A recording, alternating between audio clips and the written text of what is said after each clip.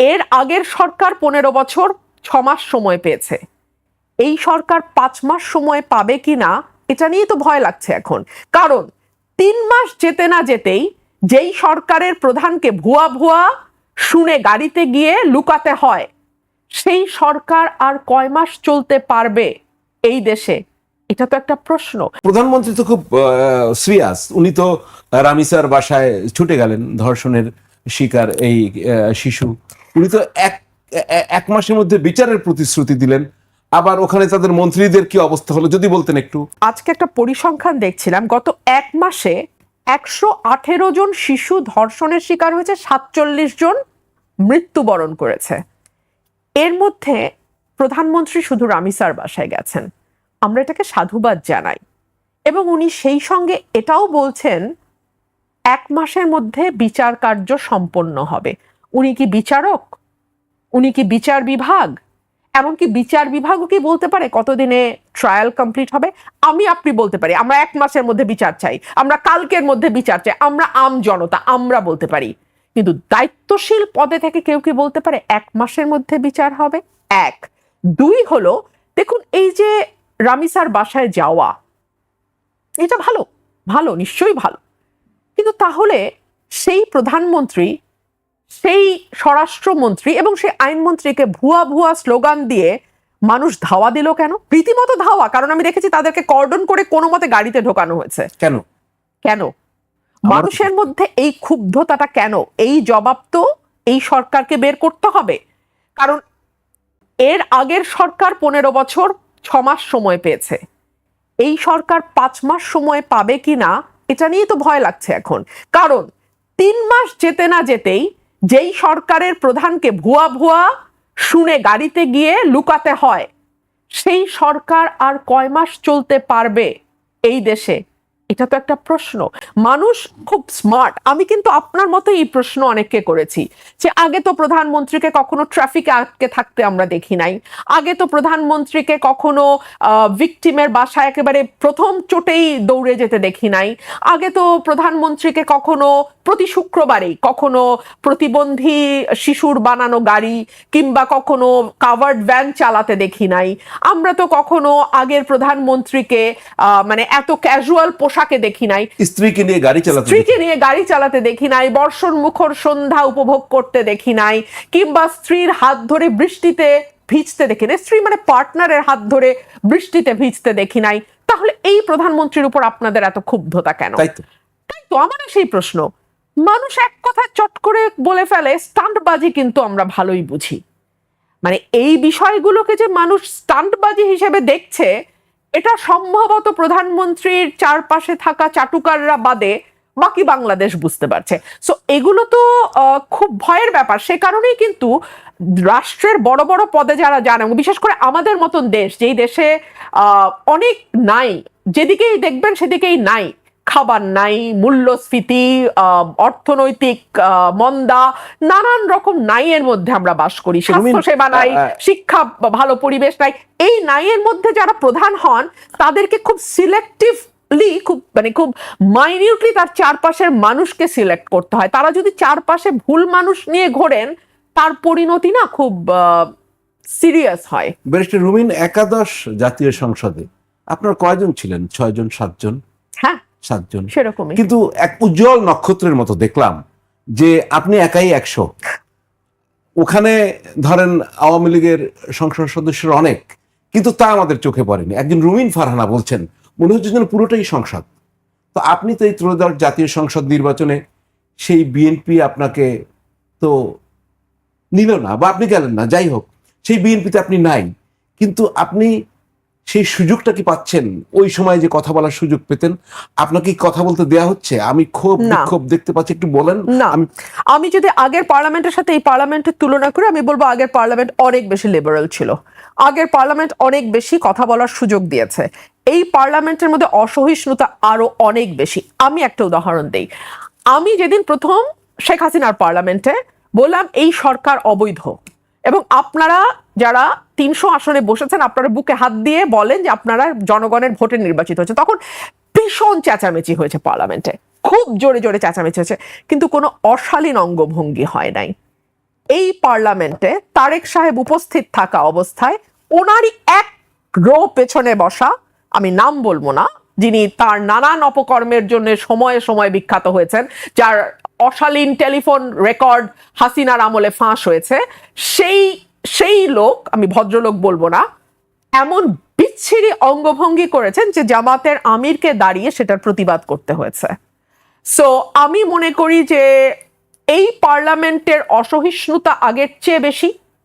এই পার্লামেন্ট খুব মজা, হাসিনা হয়েছিল 15 বছরে, আওয়ামী লীগ অ্যারোগেন্ট হয়েছিল 15 বছরে। তারপরেও আমি আওয়ামী লীগের লোকদের সঙ্গে তো টকশোতে বসতাম, মন্ত্রীদের সাথেও বসতাম।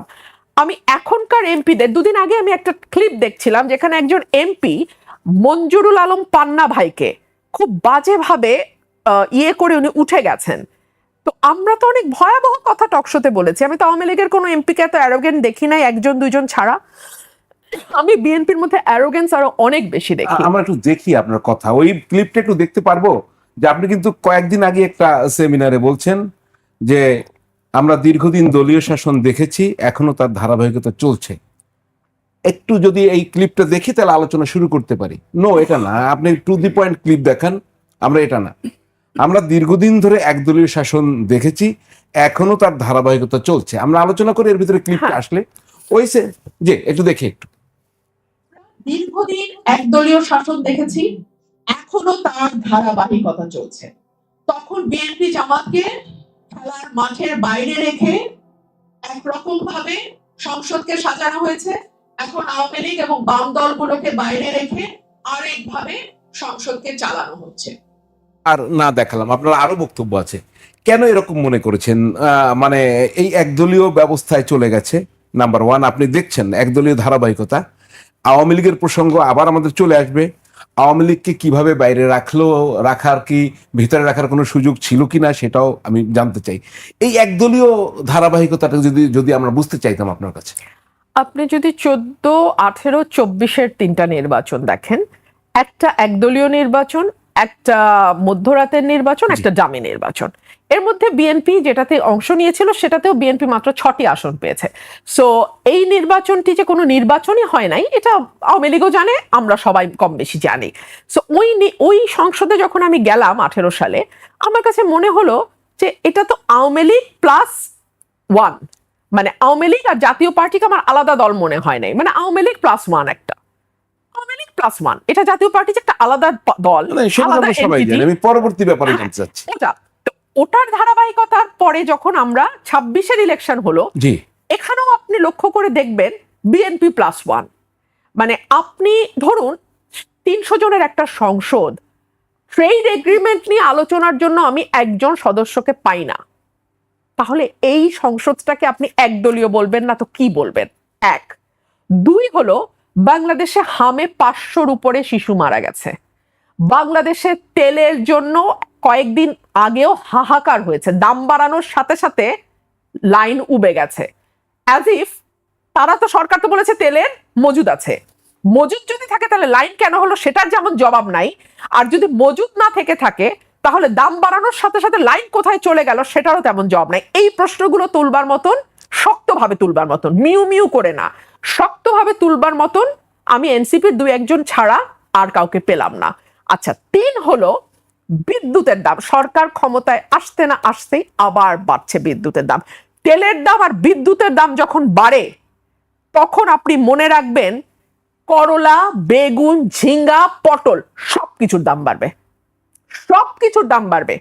আপনি বাজারে যান, আমরা তো কাউরান বাজারের মধ্যেই বসে আছি, গিয়ে পিছনে খবর নেন 100 টাকার নিচে আপনি কোনো সবজি পান কিনা। বহু পরিবার আছে 6 মাস এক টুকরা মুরগির মাংস খায় নাই, গরুর মাংস তো চোখেই দেখে নাই, বাদ দিলাম। তো এইরকম অবস্থায় যখন আপনি তেল আর বিদ্যুতের দাম বাড়াবেন, মধ্যবিত্তের অবস্থা কি দাঁড়ায়? হাম নিয়ে কি হয়েছিল? আপনি তো কথা বলতে চেয়েছিলেন হাম নিয়ে। হাম নিয়ে কথা যখন বললাম, আমার কাছে মন্ত্রীকে বিরক্ত মনে হয়েছে। এই মন্ত্রী মহোদয় সজ্জন ব্যক্তি, মন্ত্রী হওয়ার আগে ওনার সঙ্গে আমার হর হামেশাই কথাবার্তা হতো। তো মন্ত্রী হওয়ার পর হয়তো উনি আর কি সেই মানে, যাই হোক, মন্ত্রিত্বের তো একটা গরম আছেই। প্রধানমন্ত্রী বলেন না চেয়ার দিয়ে আগুন বেরোয়, তো প্রধানমন্ত্রীর চেয়ার যদি দাউ দাউ করে জ্বলে, মন্ত্রীদের চেয়ার যে একটু একটু মানে মাইক্রো ওভেনের কাজ করবে না তা তো না, তো মন্ত্রীদের চেয়ারও একটু একটু মাইক্রো ওভেনের কাজ করে, মন্ত্রীরাও একটু গরম হন। তো উনি খুব একটা কমফোর্টেবল ছিলেন না উত্তর দিতে, আমার মনে হয়েছে, মেবি আই এম রং। তো আমি ওনাকে বললাম, উনি বললেন এত ভয় দেখালে নাকি সবার হাম হবে, মানে রোগাক্রান্ত হয়ে যাবে। তাই বললাম আমরা তো সাংসদের সামনে কথা বলি, 300 হামের রুগী নিয়ে না। সো এই যে একটা জবাবদিহিতার ল্যাকিং এবং দোষ চাপানো, এবং ভেরি ইন্টারেস্টিং দেখেন এই সরকারটি কিন্তু ইউনূস সরকারের একটা প্রলম্বিত অংশ। আমি বলি কেন, আমি এ কারণেই বলছি প্রলম্বিত অংশ। এই সরকার আসার ঠিক 3 দিন আগে ট্রেড এগ্রিমেন্টের মতো একটা ভয়াবহ গোলামির চুক্তি বাংলাদেশে হয়েছে। যেই এগ্রিমেন্টটা নিয়ে ধরেন আমার মতন দুষ্ট লোক এটাকে গোলামির চুক্তি বলতেছে, নিজের পলিটিক্যাল ফিউচারের কথা চিন্তা না করেই বলতেছে। বাকিরা এটা নিয়ে আলোচনা, দুষ্ট না বোকা লোক, বোকা বোকা বোকা কাম দুষ্ট। কারণ আমার আসলে আমি কখনো আমি আপনাকে এটা সাইড লাইনে আরেকটা কথা বলি, এইবার মন্ত্রী হওয়ার পর দেখলাম প্রতিমন্ত্রীরা প্রধানমন্ত্রী গাড়ির পিছনে দৌড়ায়। বেশ, মানে আমি 3টা প্রতিমন্ত্রীকে দেখছি প্রধানমন্ত্রী গাড়ির পিছনে দৌড়াতে। মানে মন্ত্রী হতে হলে যদি আত্মসম্মানবোধ বাদ দিয়ে এখানে নামতে হয়, খোদা যেন আমাকে বাংলাদেশে কোনোদিন মন্ত্রী না করে। ইন্ডিপেন্ডেন্ট এমপির সম্মান অনেক বেশি, খোদা যেন আমাকে কোনোদিন মন্ত্রী না করে, যেখানে আমাকে একজন ব্যক্তির গাড়ির পিছনে পিসিবির ট্রাকের পিছনে দৌড়ানোর মতন অভাবী মানুষের মতন আমাকে দৌড়াতে বাধ্য করে। আমি এর চেয়ে খারাপ ভাবে আর কিছু বললাম না। আমরা শুনবো আপনার কথা, আরো আরো অনেক বিষয় রয়েছে। আমি ওটাতে শেষ করি যে এই বিষয়গুলো নিয়ে আলোচনা করবার সাহস সংসদে 2 দলের এক দলও করলো না, মানে বিএনপি এবং জামাতের কেউ সাহস করলো না। তার মানে এটা হচ্ছে ইউনূসের একটা প্রলম্বিত অংশ। ইউনূসের খলিলুর রহমান এই সরকারের পররাষ্ট্রমন্ত্রী, মানে বিএনপি এতই অযোগ্য পার্টি যে যারা গত 25 বছরে তাদের 20 বছর ধরে বিরোধী দলে থাকা অবস্থায় তাদের একটা পররাষ্ট্রমন্ত্রী ঠিক করতে পারে নাই। সো খলিলুর রহমানকে তাদের পররাষ্ট্রমন্ত্রী বানাইতে হইতেছে। চিন্তা করেন এইটা ইউনূসের অংশ, যে সরকারের তথ্য উপদেষ্টা ডক্টর জাহিদুর রহমান বলছে যে না না আমরা বিশ্বাস করতে চাই যে ইউনূস সরকারের সময় শিশুদেরকে হত্যা করার উদ্দেশ্যে টিকা বন্ধ হয়েছে, বিষয়টি এমন নয়। আরে বোকা, ছাগল শব্দটা নাই বললাম মিডিয়াতে, কেউ তো হত্যার উদ্দেশ্যে করে না, কিন্তু যখন তার গাফিলতি এমন পর্যায়ে যায় যেটাকে বলা হয় রেকলেসনেস আইনের ভাষায়, যে এমন পর্যায়ে রেকলেসনেস যে যেটা অবধারিতভাবে মৃত্যু নিয়ে আসবে অন্য মানুষের, এবং সেটা তোমার না বোঝাটা বা সেইটাকে পাত্তা না দেওয়াটা তোমার এমন রেকলেসনেস যেটার জন্য তুমি হোমিসাইডের অপরাধী হতে পারো। জি, আমি বিরতিতে যেতে চেয়েছিলাম, তো আরেকটা প্রশ্ন না করে আর যেতে পারছি না। তো অযোগ্য দলটি সম্পর্কে যখন বিএনপিতে ছিলেন তখন টের পাননি? না, তখন পাই নাই। কেন?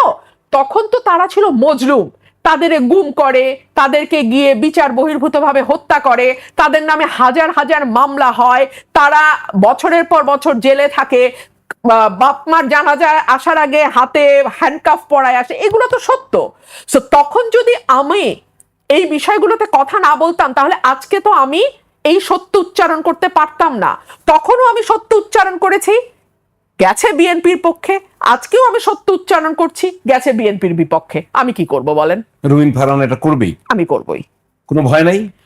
আমার বাবাকে আমি এইটাই দেখেছি। আমি জীবনে আমি যখন রাজনীতিতে এসেছি আমি সচেতনভাবে সিদ্ধান্ত নিয়েছিলাম আমি আমার বাবা হব না, আমি কোনোভাবেই আমার বাবার মতো হব না। কিন্তু আমি যত দিন যাচ্ছে, আমি যতই মানে আমার বয়স যত বাড়ছে, আমি যত ধীরে ধীরে আমার জীবনের শেষ দিকে যাচ্ছি, আমি দেখতে পাচ্ছি আমি আসলে আমার বাবাই। এবং নির্বাচনে যখন দাঁড়িয়েছেন তখন এটা আরো স্পষ্ট হয়েছে, মানে আমি আসলেই অলি আহাদ সাহেব, আমার এখান থেকে আমার মুক্তি নাই। শুনবো আপনার কথা আরো। দর্শক, ফ্যাক্ট চেকে এবার একটি বিরতি নিচ্ছি, ফিরবো একটু পরেই, সঙ্গে থাকুন। দর্শক, বিরতির পর ফিরে এলাম ফ্যাক্ট চেক নিয়ে। আমাদের সঙ্গে আছেন ব্যারিস্টার রুমিন ফারহানা এমপি। একটু বলে রাখি, তিনি কিন্তু ব্রাহ্মণবাড়িয়া 2 আসন সরাইল আশুগঞ্জ, সেখান থেকে তিনি নির্বাচিত হয়েছেন স্বতন্ত্র, সেটা আপনারা আগেই জানেন।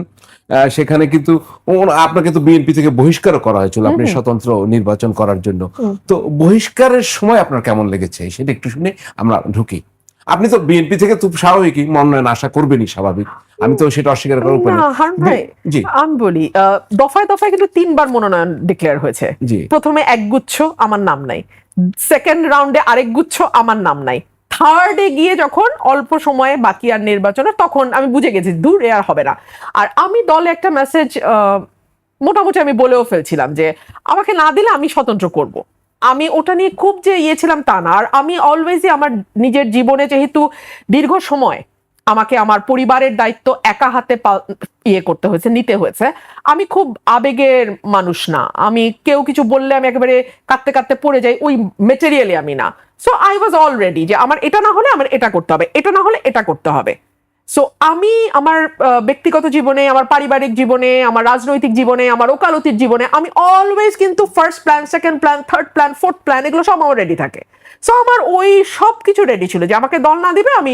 কিন্তু অনেকের থাকে না দলের প্রতি ভীষণ আনুগত্য, যে দল না দিলে আমি করব না দলের, আপনি সেরকম হলেন না কেন? না, আনুগত্যের জন্য আমি দেখতে পাচ্ছি যে আমাকে জবাই করার হচ্ছে, আমি অত উদার না যে গলা পেতে দিয়ে বলবো যে মানে দিয়েছো কলসির কানা তাই বলে প্রেম দেব না। আমি ওই ক্যারেক্টার, আমি ওই মানুষই না। আমি জান দিয়ে করেছি দলের জন্য এক সময়, তারপরে যদি দল মনে করে হাত মুছে ফেলবে, তাহলে এই দল তো যে কোনো সময় আমার সাথে যে কোনো কিছুই করতে পারে।